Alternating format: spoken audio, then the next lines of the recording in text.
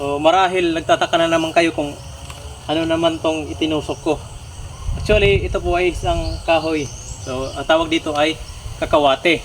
Ang nakarang mga video nga natin ay discuss ko sa inyo kung ano yung mga benepisyo nito. So kaya tayo nagtanim ng kakawate dito sa malapit sa puno ng nyog. Magsisilbi tong fertilizer niya. Kasi ang kakawate, nitrogen fixer siya.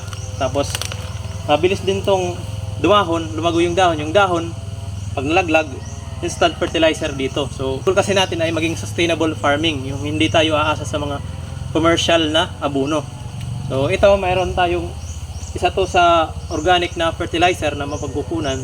Yung kakawate kasi, yung mga ugat niya, mabilis siyang mag-absorb ng mga nitrogen galing sa atmosphere. Tapos sa puno pa niya, yung mga ugat kasi nito ay lumalalim.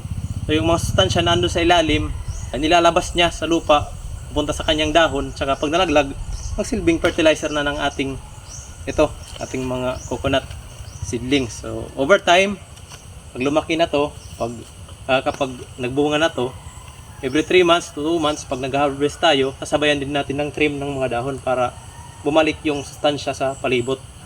So ganito, pwedeng magtanim ka lang ng isa nito or mas maganda dalawa dito at doon para maganda yung tanim mo. So itong practice ng pagtatanim na to ay recommended to ng agroforestry, no? Kung isa to sa pamamaraan natin para pagkaroon tayo ng sustainable farming. Hindi tayo aasa sa mga commercial na abono. So, pag dumating yung panahon, pag bigyan tayo ng pagkakataon na makapag-alaga tayo ng mga alagang hayop dito, ng baka, kambing, so magsisilbi din tong pakain sa kanila. So it's a win-win situation. Maganda na sa pananim, gawing pakain sa ating mga alagang hayop. So kung mayroon kayong mga tanim, I recommend po talaga magtanim kayo ng kakawate. Pwedeng pang bakod, pwede pakain sa mga alagang hayop, pwede ring natural fertilizer at saka insecticide. Kasi pag na-ferment yung dahon nito, pwedeng pang spray sa mga insekto dito sa mga nyog natin at saka sa ibang pananim.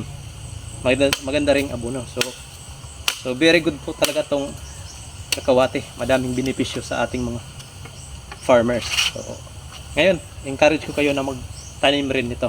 So thank you po for watching. If you like our video for today, please like and share.